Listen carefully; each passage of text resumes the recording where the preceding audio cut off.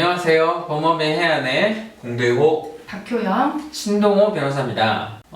오늘은 그 재개발 재건축의 진행 과정에 있어서 전체적인 대략적인 절차를 알아보고자 하는데요.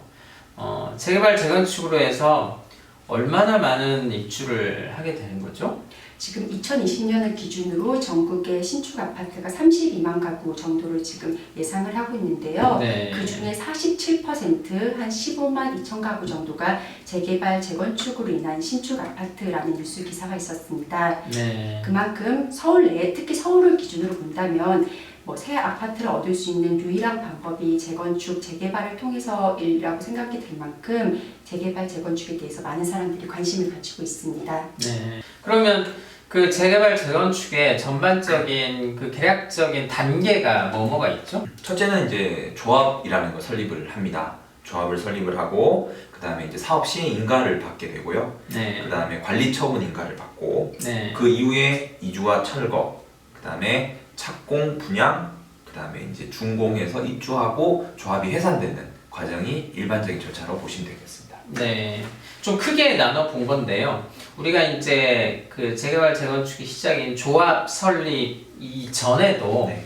기본적으로는 그 정비 기본 계획이 수립이 되어야 되고, 네. 그다음에 안전 진단이 이루어지고, 네. 그다음에 정비 구역 지정이 돼야 되고, 네. 그다음에 또 조합 설립 전에 추진위원회가 설립되고 그렇죠. 네, 그렇습니다. 그럼 정비 기본 계획은 누가 수립하는 거죠? 그 정비 기본 계획이라는 거는 이제 지자체 관할 보통 이제 지방인 경우에 시장, 서울 같은 경우에는 뭐 구청장, 그다음에 광역시 같은 경우에는 이제 구청장, 그다음에 그 위에 있는 시장 등이 이제 협력해가지고 지어진다, 이렇게 계획 지어진다라고 보시면 될 것 같습니다. 지정권자 자체는 지자체에 있지만 지정을 해달라 이런 목소리로 인해서 지정된 경우도 있고요. 네. 그다음에 지정되었다가 사업이 지지부진하다는 이유로 소위 말하는 일몰제 적용되어서 이제 해제가 되는 그런 지역들도 많이 있습니다. 안전 진단은 누가 하는 거죠? 지자체 내에서 하게 되는데 원칙적으로 그 안전 진단이 일정 등급 이하로 떨어져야지만 통과가 되는 것이고요. 그렇지 않은 경우에는 이제 도시정비법상으로 진행되는 재건축은 할 수 없고, 다만 구역이 작은 경우에는 단독 빌라 이런 것들은 그 다른 법률에 의해서 재건축 교리를 통해서 그냥 진행할 수도 있습니다. 근데 그 경우에는 당연히 이제 안전 진단은 필요가 없다고 보시면 될 것 같고요.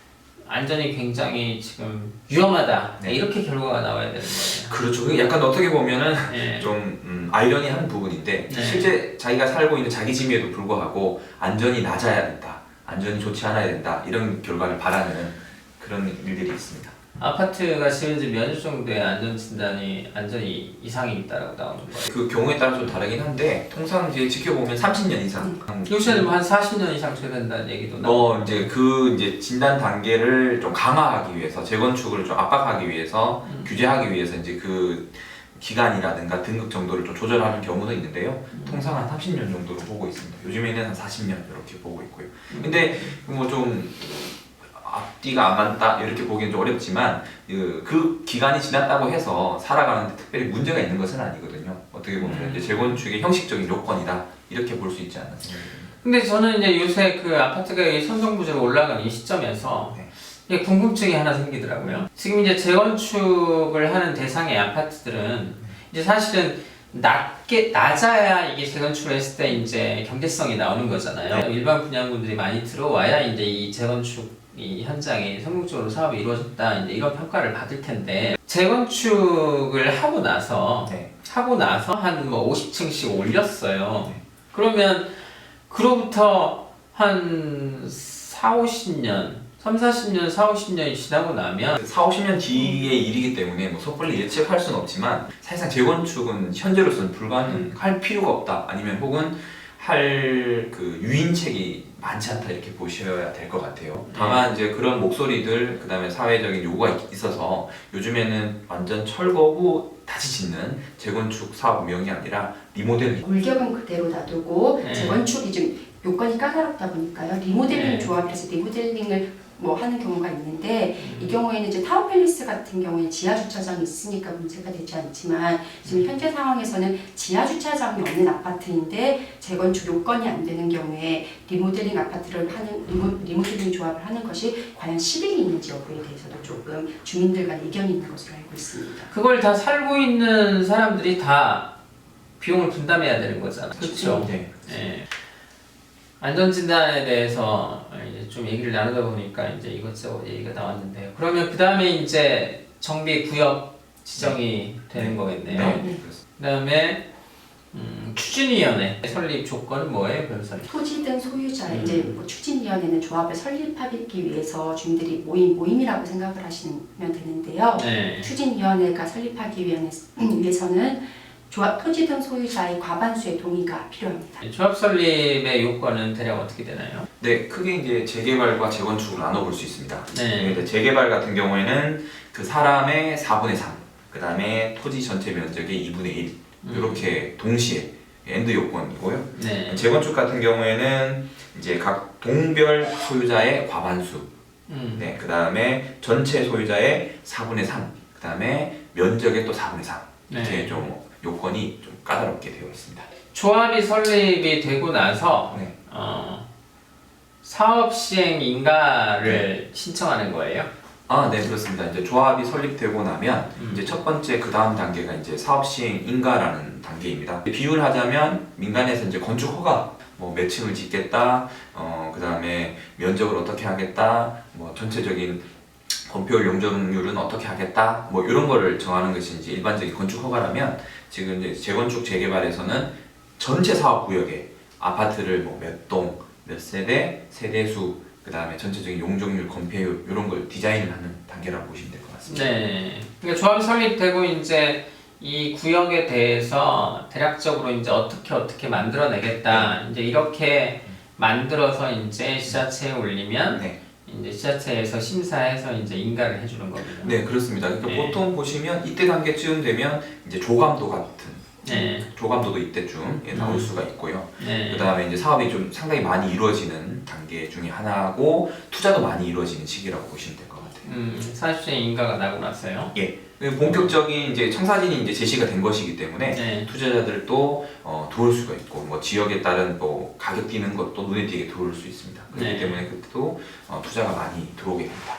이제 조합이 설립되고 그다음에 이제 기본적인 계획을 만들어서 사업 시행 인가를 올려서 사업 시행 인가가 나게 되는데 그 시공사 선정은 사업 시행 인가 전에 선정하는 거예요? 이후에 선정하는 거예요? 이제 도시정비법에서는 조합 네. 설립 인가를 받고 나서 이제 시공사를 선정해야 한다라고 규정이 되어 있는데 네. 서울시의 경우에는 조례에서 네. 사업 시행 인가를 받은 이후에 시공사를 선정해야 한다라고 규정이 되어 있어서 네. 시공사 선정을 두고 이제 견해가 나뉘는데요. 사실 이것을 어떻게 보면은 서울시와 정부의 싸움이라고 볼 수도 있습니다. 좀 덧붙이면 아마 그 조합이라는 단체가 설립되더라도 예산은 없거든요. 그러니까 실제 돈은 아파트를 짓고 나서 일반 분양해야지만 실질적인 돈이 들어오는 건데 그 장기간의 기간 동안 발생할 수 있는 예산 등은 보통 이제 시공사나 다른 업체에서 지원을 하게 됩니다. 근데 서울시에서는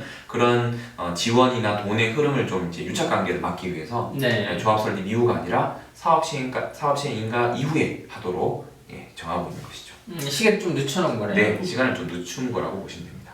사업 시행 인가가 나고 나서 그다음에 이제 큰 틀로 넘어가면 관리처분 인가. 네. 그 사이에는 네. 기본적으로 네. 그 분양. 자산, 네. 종전 자산, 그러니까 기존에 있는 자산을 평가를 해야겠네요. 옛날 주민분들의 집, 그게 종전 자산이고, 거기에 대한 가격이 종전 자산 가격. 그 다음에 거기에 대한 그 대응하는 개념으로 종후 자산 가격이 있습니다. 그래서 네. 종후 자산 가격은 새로 지어진 아파트 상가, 이걸 종후 자산이라 하고, 네. 거기에 대한 가격을 종후 자산 가격 이렇게 보시면 될 것 같습니다. 그럼 종전 자산 평가는 누가 하는 거예요? 국가에서 이제 자격 있는 감정평가 기관에서 하게 되어 있고요. 네. 통상은 이제 그 결정하는 과정에서 조합의 의견을 좀 수렴하는 지자체가 있는 반면에 네. 그런 걸 배제하고 임의적으로 이제 지자체에서 임의 결정, 즉 이제 조합과 조합원들의 입김에 의해서 가격이 결정되는 걸 방지하겠다 이런 취지가 있다고 보시면 될 것 같아요. 그럼 지자체에서 정하는 감정기관에서 네, 그렇습니다. 종전자산 평가를 하는 거네요. 예, 그렇습니다. 그 다음에 종전자산 평가를 한 다음에 조합원들이 다시 분양 신청을 하는 거네요. 네, 그렇습니다. 그러니까 분양 신청을 하는 거는 내가 옛 집을 새 집으로 바꾸겠다 이런 의사 표시거든요. 네. 그러니까 옛 집이 얼마고 새 집이 얼마기 때문에 내가 아파트를 입주할 때 얼마를 내야 된다. 아니면 혹은 뭐 돌려받을 수 있다. 이런 거를 미리 계산을 하고 분양 신청을 해야 되는 게 법의 취지고 그걸 위해서 정보 제공을 위해서 종전자산, 종우자산 가격 등을 다 알려주게 됩니다. 사실 이러한 제도도 2018년에 이제 도시정비법이 전면적으로 개정이 되면서 생긴 제도이고요. 네. 그 전에는 사업시행 인가랑 관리처분계획 인가 사이에서 분양 신청을 하는데도 그 당시에 종전자산 평가 금액이라든지 아니면 내가 나중에 부담금으로 얼마를 내야 되는지에 대한 정보가 전혀 없었기 때문에 네. 그런 정보도 없이 청약을 해야 돼서 소위 묻지마 청약이라고 해서 예전에 조합원들이요. 네네. 네. 그렇게 지금 청약을 했었는데 이게 문제가 있다라고 해서 음. 2018년도에 도시정비법이 전면적으로 개정이 되면서 네. 사업시행 계획인가 고시가 난 때로부터 네. 120일 이내에 네. 이제 조합원들에게 종전자산 평가 금액은 얼마이고 추산되는 부담금은 얼마인지 통지하도록 규정이 되어 있습니다. 2018년도부터요. 네, 2018년. 그럼 그 전에는 그런 통지도 안 한 거예요?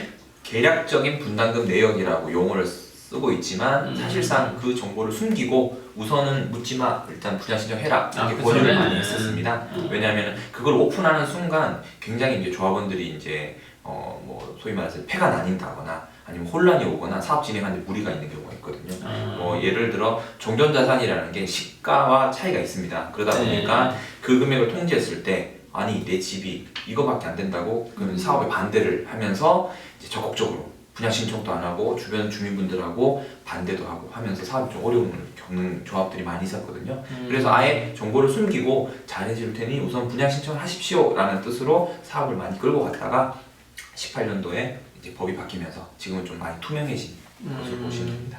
그러면 알기 쉽게 설명을 하면 예를 들어서 내가 지금 30평의 아파트에 살고 있는데 이 30평 아파트가 지금 현재 시가가 뭐 예를 들어서 10억이다. 2배로 뛴다. 네.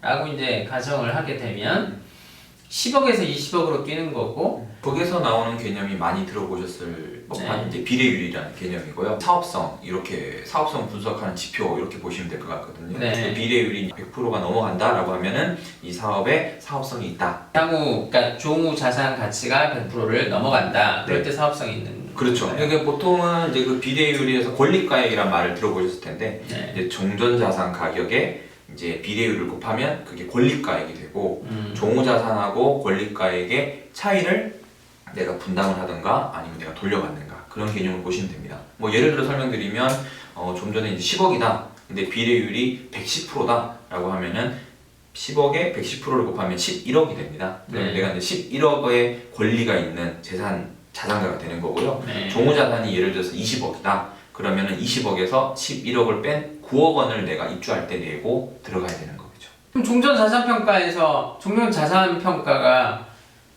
적게 나와야 좋은 거예요. 그러니까 적게 나오는 경우하고 생각보다 높게 나오는 경우하고 조합원이나 또 일반 투자자나 네. 이 분들 관점에서는 어떤 게 더 좋은 거예요? 당연히 이제 종전자산이 높으면 그 내 집이 이제 높게 평가됐기 때문에 그 당연히 좋은 거라고 볼 수가 있을 것 같고요. 근데 그게 높게 책정이 돼야 좋은 거예요? 그 금액으로 분담금을 결정하는 거기 때문에 높으면 분담금이 적다 이런 분담금이 적다. 네, 그런 이제 논리적인 기결로 될 수가 있습니다. 다만 다른 사람보다 내가 높아야 좋은 겁니다. 그러니까 절대적으로 다 높으면 의미가 없다라는 것이죠. 네. 그래서 이렇게 종전자산 평가가 사실 조합원들한테 가장 이해관계가 맞물리는 거다 보니까 관리처분 계획 인가에 대한 취소 소송을 굉장히 많이 하는 편입니다. 그다음에 이제 종전자산 평가가 이루어지면 네. 이제 그 내용을 보고 나서 이제 조합원들이 분양 신청을 하는 거고 네, 그렇습니다. 이제 조합원이 됐어도 분양 신청을 하지 않으면 현금 청산을 받는 네, 거고. 그렇습니다. 네. 현금 청산은 어떤 기준으로 받는 거예요? 종전자산은 말씀대로 이제 시가하고 다른 개념이고 현금 청산은 정말 그대로 나의 집을 청산을 받는 개념이기 때문에 네. 그거는 다른 평가에 의해서 돈을 받도록 되어 있고 네. 재개발일 경우에는 그 이제 수용 절차로 인해 가지고 이제 토지 보상법이 적용되는 강제 수용 절차로 들어가게 되고요. 네. 이제 재건축 같은 경우에는 매도 청구 소송이라 그래서 그거는 이제 한 번의 민사법원에 의한 법원 감정에 의해서 시가대로 이제 평가를 한 번에 받고 네. 그다음에 이제 재개발 경우에는 수용 절차로 들어가기 때문에 뭐 수용위원회 그다음에 행정법원 이런 절차를 통해 가지고 청산이 결정됩니다. 크게 네. 보면 좀 다른 두 가지 절차가 나눠진다라고 보시면 될 것 같아요. 네. 사업 시행 인가가 나고 나서 관리처분 인가까지 가기에 대략 어느 정도 시간이 걸리나요? 그게 워낙 개별적인 특성이 강해서 뭐 좀 네. 다른데 좀 보통은 조합들은 보통 1년 안에 그걸 끝내려고 하고 있고요. 그 목표된 기간 내에 끝내는 경우는 잘 없고 네. 보통 한 2년, 3년 정도 걸리는 게 일반적입니다. 네. 그러면 이제 착공과 동시에 분양을 하고 일반 분양을 하고 네. 그렇게 해서 이제 지어지면 준공을 하고 네. 이제 조합이 해산되고 네. 뭐 이렇게 되는 거군요. 네, 그렇습니다. 준공이 되면 필지들이 수백 필지, 수천 필지 나눠져 있습니다. 네. 이제 그런 것들이 이전 고시가 되면 네. 등기가 하나의 번지로 이렇게 묶여져 버리게 되고 네. 그리고 이제 등기 절차가 그때 다 정리가 됩니다. 네. 그리고 입주를 하시고 이제 개별 세도 1호, 2호, 3호, 뭐 1001호, 1002호 이런 세대별 구분 등기가 다 나게 되는 거고요. 예, 그렇게 하면 이주 절차가 다 마무리, 준공 절차 마무리되고 입주 절차 되고 다 되면 이제 사업비 정산해서 그걸 해산하는 네. 절차를 가지면서 총회를 하면서 마무리를 하게 됩니다. 네. 착공에서 이제 준공까지는 그 순수하게 이제 아파트 건축 기술과 관련된 부분인데 특별한 문제가 없다면 규모에 따라 좀 다르긴 하겠습니다만 통상 한 2년 내외로 결정된다고 보시면 될 것 같아요. 아파트 한 세대가 지어지면 좀 빨리 지어지면 한 1년 6개월 정도 대단지 더 커진다 그러면 2년에서 3년까지 걸리는 경우도 있습니다. 2년이면 다 짓는 거예요? 네, 아파트 요즘에는 다 지을 수 있습니다. 그 재개발 재건축 피 네. 프리미엄 이런 말을 하잖아요. 네. 이 프리미엄은 뭐 어느 시기에 발생하는 거예요? 정말 말 그대로 그 계약을 할 때 불러서 결정이 되는 거거든요. 네. 근데 이제 조합이 설립되기 전부터 예를 들어서 이 지역에 사업을 한다더라 라는 말만 돌아도 발생하는 게 프리미엄을 볼 수 있습니다. 근데 네. 구체적으로 프리미엄이 이제 어느 정도 금액으로 계산되는 거는 사업 시행 인가, 즉 이제 종전자산, 종후자산 평가를 해서 네. 평가 금액이 어느 정도 나온 다음에 좀 더 구체적인 금액이 나오는 게 일반적이고요. 보통은 프리미엄이라 하면은 조합원 분양가와 일반 분양가의 차이.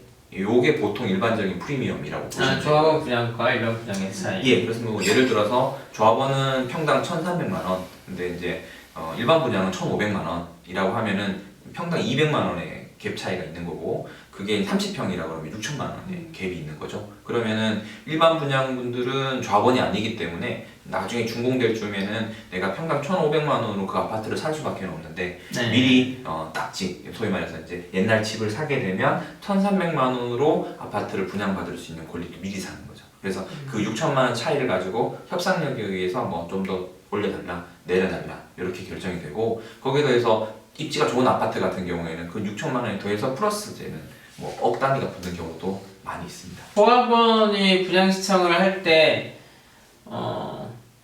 층이나 뭐 동 이런 걸 먼저 지정할 수 있는 거예요? 그 층호는 분양 신청을 할 때 일단 1순위, 2순위 이런 식으로 신청을 하게 되고요. 최종적인 결정은 관리처분 때 결정이 되기 때문에 네. 보통 이제 그 관리처분 전에 투자를 하신다 그러면은 정확하게 내가 몇 동 몇 호에 들어갈 수 있는 권리다라는 거는 계산하기 어렵습니다. 그 분양 대상자를 결정하는 기준이 있거든요. 네. 보통은 종전자산 금액이 크신 분들이 1순위가 됩니다. 네. 그래서 이제 그 금액 순서대로 해서 1순위, 2순위 이렇게 정해가지고 그분들이 우선 신청하는 로얄층은 그분들이 가져가시고 네. 그다음에 좀 안 좋은 충수들을 이렇게 나눠서 이렇게 순서대로 가져간다고 보시면 됩니다. 네. 오늘 재건축 재개발의 뭐 절차에 대해서 알아보는데 시간이 상당히 가는군요. 우리 다음 시간에는 청약제도 그리고 분양가 상한제 이런 이슈에 대해서 알아보고 또 그 다음 구체적인 절차로 들어가서 구체적으로 또 알아보는 시간을 갖도록 하겠습니다. 구독, 좋아요 눌러주세요. 감사합니다. 네, 감사합니다.